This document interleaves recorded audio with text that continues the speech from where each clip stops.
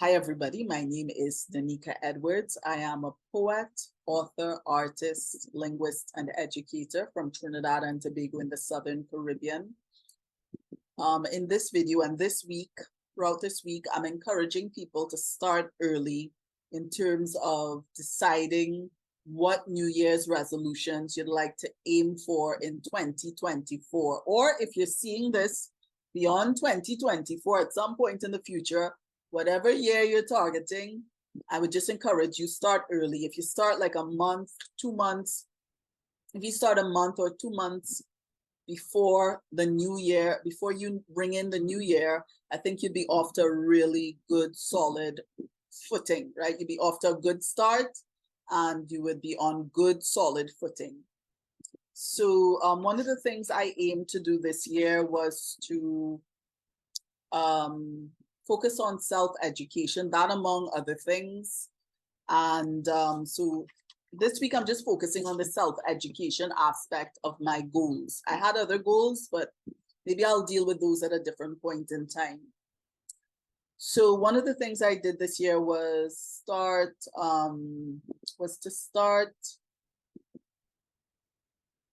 kind of reorienting myself towards classic literature to some extent, or even just reading, paperbacks and hard copy books in general. It doesn't have to be paperbacks, but hard copy books, right? I think there's something about hard copy books it's different from, that has a very different, deeper impact on the human mind and, our neurological circuitry, our brain circuitry than, say, reading online or looking at videos. So that's one of the things I started doing this year, like pulling out books from my bookcase a little more, investing in books that I got from the bookstore, things like that. That's what I did this year, along with some digital content online, by the way. So it wasn't just paperbacks, but it was other things as well. So for example, I looked at Aesop's Fables. Aesop's Fables. I don't know if you've ever heard of Aesop's Fables, but it's like animal-based stories that teach valuable lessons about real life. So even though the stories are fiction, they're actually designed to empower people to navigate the non-fiction aspects of our life, especially dealing with quote unquote interesting people. Anyway, of which we may sometimes be one, right? Anyway, so I got Aesop's Fables. I tell you how I access Aesop's Fable. First of all, Pink Fong on YouTube has a whole set of Aesop's Fables. The nice thing is, well, Aesop's Fables are short anyway, but the videos were very short, like maybe 2-3 minutes long, animated, just fun, cute. So I looked at those. And then also, I don't know if people are aware of this, but on Amazon, you can get free books, like for Kindle. Like if you have a Kindle, like a Kindle or Kindle app on your phone or on your computer, like I have one on my computer, you can get books for free if a lot of times if the copyright expiration date has passed, like if the copyright for a particular book has expired, you can get the book oftentimes free of charge on Amazon, like $0. If you see a book for $0 on Amazon, you can just download it to your Kindle app at no cost, your Kindle or your Kindle app. So what I would do is I would go on Kindle sometimes and just type in books for $0 or free books, or type in a particular name of an author that I'm interested in whose copyright for their work I know has expired. You might be surprised the kinds of books that you can get that way. Now, personally, as an author, I respect the value of an author's work, right? I believe in investing money, dollars and cents in other authors. I believe in that, right? So I'm not saying to be completely cheap and not invest in any authors at all, but if you're watching your pockets and you'd like to get, if you're watching your pockets and you'd like, that was a car passing by, if you're watching your pockets and you'd like to get some quality literature at a price you could afford, which is like $0, then I would recommend just going on Amazon and doing a search for free books. So I got Aesop's Fables at no cost. And so I got to start going through that, because actually on Ping Fong, you just got some of the fables. I think there may be hundreds of fables. By the way, these fables were written. Why do these cars have such loud engines? Anyway, Aesop's was written by an African slave who somehow ended up in Greece. And I don't know how we got there, but it seems that the person who wrote Aesop's Fables was Black from the continent of Africa. So I think that's really interesting. A lot of people don't know that. I didn't know that until I started doing some background searches on Aesop's Fables. One of the things I did as well was to purchase some books. Our local bookstores have some pretty good books. I personally really like RIK for books. That's where I tend to get most of my books locally. But anyway, all the bookstores locally have really good books. So I got Animal Farm and 1984 by George Orwell. And in my bookcase, among the books that my mom had, but I fished it out of a box of books that my mom had and I put it in the bookcase. I got The Year in San Fernando by Michael Anthony. That's a local Trini author. I read my book, one of the books in my bookcase, Dr. Seuss, Scrambled Egg Super is what I think it's called. Love Dr. Seuss. And yes, he's a children's author. But, you know, when you read Dr. Seuss, because he plays with wording, so he plays with wording in such a creative and imaginative way, it is bound to add some elasticity to your imagination and to help you tap into that creative side that you probably walked away from by the time you hit your teenage years, right? So Dr. Seuss, I looked at Dr. Seuss. I love Dr. Seuss. A lot of people also love his illustrations. And on my to-do list right now, I'd like to get to my DK book on China. I started reading it earlier this year. To be honest, I really feel like God is telling me that I really need to pick up that book and give it a read again. So I'm going to be getting back to that book sooner rather than later. Now that I've finished The Year in San Fernando, I finished that today as of like Sunday, the 19th of November.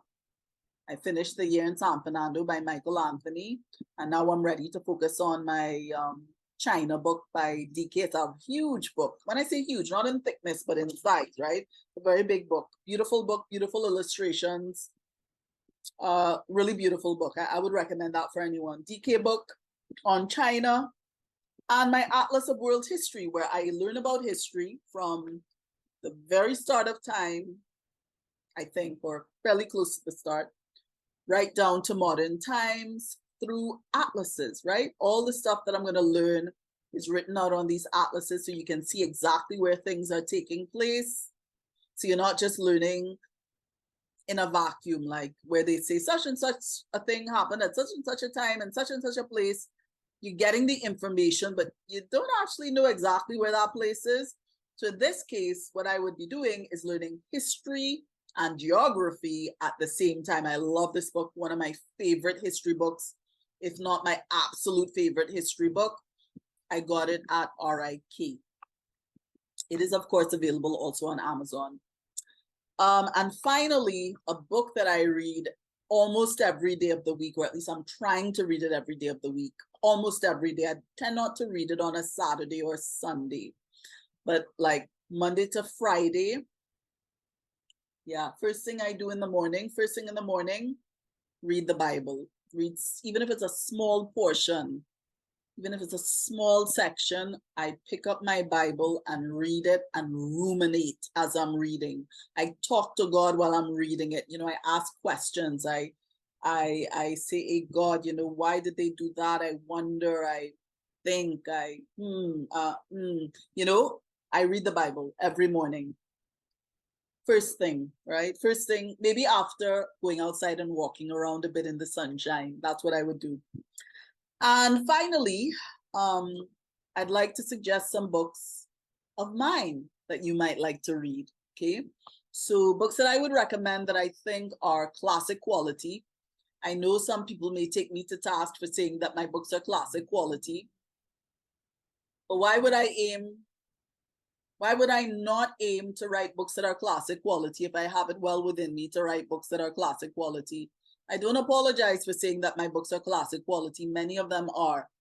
So, you know, I'm not waiting for somebody to hand me a badge of honor or a trophy to say, wow, Nika, your books are classic quality. No, I'm telling you, a lot of my books are classic quality, whether they've been discovered yet or not. Doesn't matter to me. I'm letting you know many of my books are classic quality, okay? Oh, those engines are so loud. Anyway, classic quality. First up, a book that I wrote this year. It's called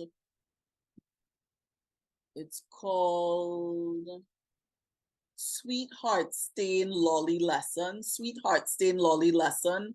It's written in a mix of Trini Creole English and Standard English. And right now it's an ebook. Eventually I'd like to illustrate it, but right now the version on Amazon is illustrated with photographs, okay, if I could put it like that. But it has photographs, but I'd like to eventually illustrate it like a regular children's book. But right now it has photographs. It's a food-based book. It's centered, it's a fiction, it's a semi-fictional book based around the food of Trinidad and Tobago. It's a wonderful book, really, really wonderful. There's David and Bathsheba, 360-degree poetry. This is not a book for kids.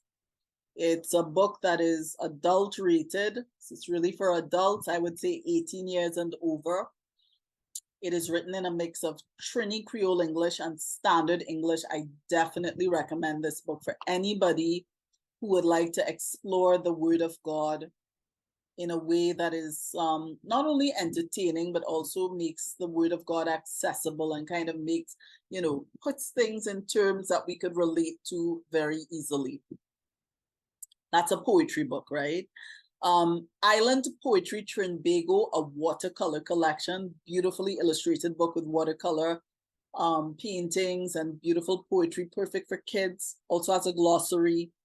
We Talk Poetry, written in Trini Creole English, wonderful book, definitely classic quality. Joie de Lens 1 to 6, this is my book that focuses on emotional intelligence from a biblical or Christian perspective, focusing in particular on the importance of resilience and how to build resilience. But it's done in a really lovely, lyrical, soft impact, low impact. Not low impact in terms of the impact it has on somebody, but low impact in terms of how it's going to hit you. It's going to be really soft, really gentle, really beautiful, really edifying. Definitely recommend that book, Joie de Lens 1 to 6. So in 2024, I would like to challenge you, if you haven't challenged yourself yet, add reading, however you like to read, to your list of personal goals. As you can see in my list, from my list, I had a real mix of books in here. There was, you know, like what would be considered real, you know, classic literature, and then children's literature. You know, I was reading Dr. Seuss and Aesop's Fables and a mix of things, right? You could read a wide range of things. If you don't like reading, my suggestion would be start with a children's book. And you may think, my God, I'm too old for children's books. No, you're not. Think of Sesame Street. Think of The Muppet Show. Think of how many things were inserted into those programs that were actually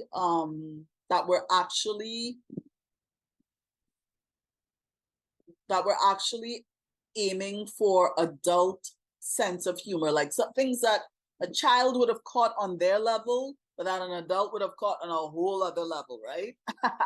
So you're not too old, you're not too mature, you're not too whatever you think you are, to be reading children's books. You can read children's books at any age and enjoy them. I love reading children's books. They're so fun. They're so imaginative. They keep you young. They keep you young, right? And they keep you creative. So I would definitely recommend children's books if you need to tiptoe back into reading, right? So, or into reading at all if you weren't reading before. So that's it. Wishing you all the best with your 2024 goal hunting, if I could put it like that, for your 2024 goal aiming. And I hope that, that you come up with a really useful and constructive list of goals that will only add value to your life and the life of other people in time to come.